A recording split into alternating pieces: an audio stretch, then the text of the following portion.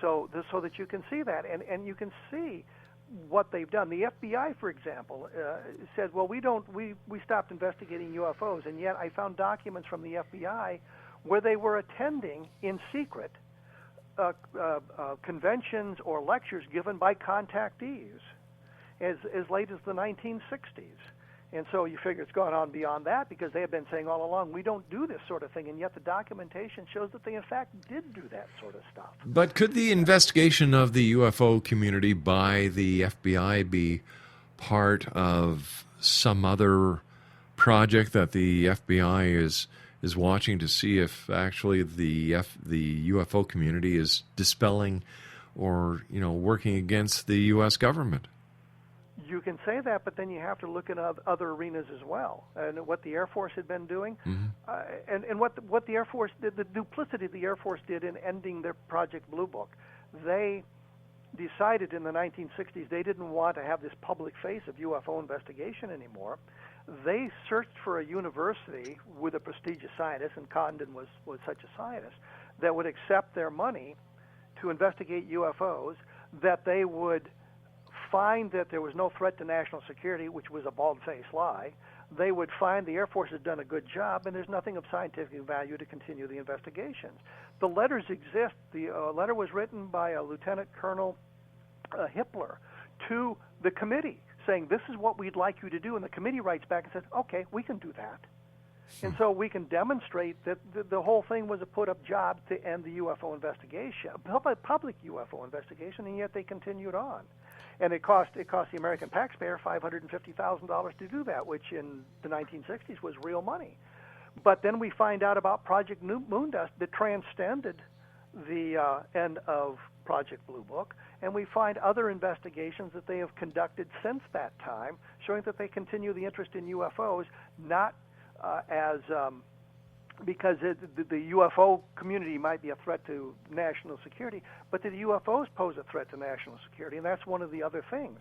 General Bolander said in 1969, again, documents we have, that UFO sightings that affected national security are not a part of the Blue Book system.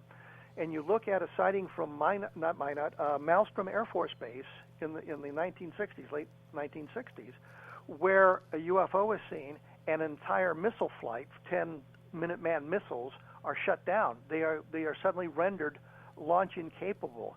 So you have an outside source, something outside the missile system, that can shut the missiles down so they cannot be launched. This is a threat to national security, and that's one of the things they wanted to hide, that somebody or something had the capability to disable our retaliatory capability. Was that the only time it happened? No. There's been many times where UFOs have been seen over these sorts of sensitive bases. About a week or so after one flight was shut down at Malmstrom, a second flight was shut down in a similar fashion. And there's been sightings from Francis E. Warren Air Force Base in Cheyenne, Wyoming, Minot, North Dakota. There was a number of very interesting sightings from Minot, North Dakota, where they were able to inhibit the communications between the aircraft on flying overhead and communications on the ground. And this is a sighting that was seen by at least 14 people on the ground. There was radar confirmation of at least two separate sources, and some say as many as 4 separate radar sources confirmed it. Again, it becomes part of national security because it impacts our capability, if it became necessary, to launch a retaliatory strike. How do we know that these craft are from another planet instead of another country? Well, I think that's part of the national security aspect of it. Is that when Malmstrom went down, for example, they were worried that the Soviets had figured out a way to stop our retaliatory capability. But the problem with that is, if you've got a craft that is capable to do that, the last thing you want to do is fly it over what would at that time would be a somewhat hostile nation, because if it crashes, then we have the technology as well. You keep it at home until you need it to do something. And so I think we can postulate from the fact that they're flying over our country, and the Air Force and everybody says this is nothing that we own. We can't do this capability. And you look back at the technology of 1967 and the evolution of our military capabilities, and you see that we still can't do some of the things they did. But if it was a development in the 1960s, it would be technology that is now 50 years out of date, so we would know about it, and still we do not have the explanations for those sorts of things. But is it a certain fact, Kevin, that we would actually know that this was one of ours, a super secret project, and that they knew that they could actually get away with it on U.S. ground? Maybe they were testing it out to see if they could knock out Maelstrom and what happened there. If it worked here, if they needed to use it somewhere else, then it would work as well. Is that a possibility? Absolutely a possibility, but the problem with that is when the investigations began, somebody would have come into contact with somebody who would have known that, and the general officer in charge would have said to his cohort, don't worry about this, we got it covered, stop the investigation, because you don't want to keep the investigation going that may expose the secret. So you can stop the investigation by saying, yeah, we got this covered, don't worry about it. But if they kept the investigation going, it would also keep up the smokescreen. There's always the possibility that you keep the investigation going, and you expose the secret, and you don't want the secret exposed. So the best course of action is to stop it. Kevin, stand by. You and I have to take our news break at the bottom of the hour. Exo Nation, Kevin Randall's our very special guest this hour. He's got another great book. It's entitled The Government UFO Files, The Conspiracy of Cover-Up.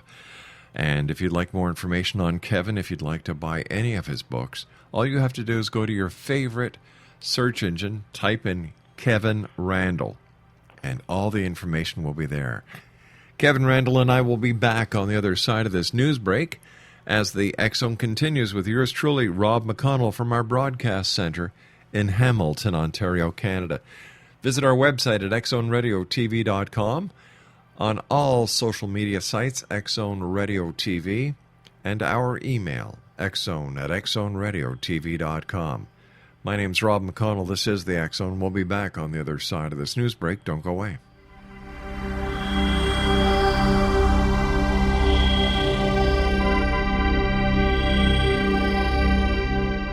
Are you considering calling a psychic to read your situation?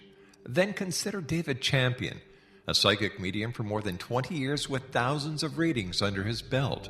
David Champion will make you feel comfortable. He has proven to be honest and accurate. He's a straight shooter. There's no guesswork. What he sees is what you get. While he is a medium, most of the calls focus on relationships, not only love, but work, school, neighbors, and more. Need help with finding a job and preparing for the interview? Are you dealing with people who are obstacles in your path? For more information, go to davidchampion.com, $1.50 per minute paid by credit card with a minimum of 30 minutes. For your reading with David Champion, call 1-877-702-8598. That's 1-877-702-8598.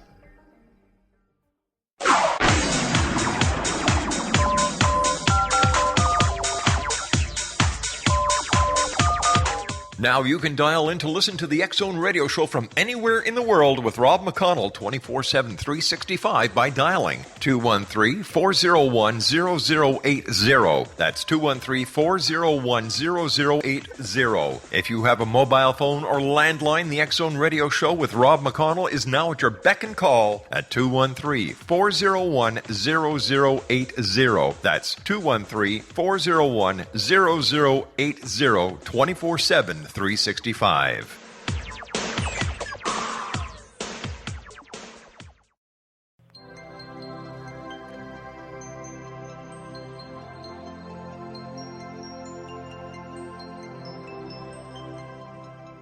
Hi, this is Elizabeth Joyce with Stargazing on the X-Zone, the week of May 5th through May 11th, 2014. A favorable trine between willful Sun and the intense Pluto gives us the power to transform the darkest reaches of our unconscious minds into the light of love. Because Pluto, the planet of transformation, is connecting with the Sun in Taurus, you can indulge in new ways of thinking and see things not for what they are, but for what they could be. Unlimited realities. On Cinco de Mayo, Monday, the moon is in Leo, which really knows how to throw a party. The cosmic ups and downs of recent months begin to even out as May delivers a dose of steady Taurus energy. Mercury slides into Gemini on Wednesday, where it enjoys the status of the favorite sun. Sales, marketing, and social networking will be busting with new ways to connect that have never been tried before. Change can cause conflict. Conflict brings about change. This is a time in the cycle of human affairs when things need stirring up and when the hint of dramatic change is in the air, especially with politics. In order to succeed, revolutionary change must be in alignment with certain unchanging natural laws. The process must begin at the right moment, gather support from a broad base of people, be guided by sincere and capable leadership, and, most important of all, must address a real need. The strength of the focus of change will always be in proportion to the urgency of the need being championed. This is true whether the revolution is in government, in business, in education, or in one's personal affairs. Revolutionary change points a time when chaos arises from order. It is important to realize that not all order is good and not all chaos is bad. Chaos, in fact, is an integral part of the way things, as any parent in modern science will confirm, happen. Have the courage to radically change and renew the way you present yourself. In this way, you can summon chaos to your cause, and you will unleash a new power on your behalf. If engaging in a negotiation, change the rules. If composing a piece of music, add the unexpected. If courting a lover, dare to be unconventional. Saturday brings obstacles as you really want change as well as to be loved. The moon is in Libra for Mother's Day. There are numerous ongoing challenges all that day, so don't allow obstacles and hurts from the past to be reignited. Just go with the flow and plan to call it an early evening. And for more information about Elizabeth Joyce, or if you'd like to contact Elizabeth for a one-on-one private consultation, visit her website at www.new-visions.com. That's www.new-visions.com. And Elizabeth is now doing one-on-one consultations and readings around the world via Skype.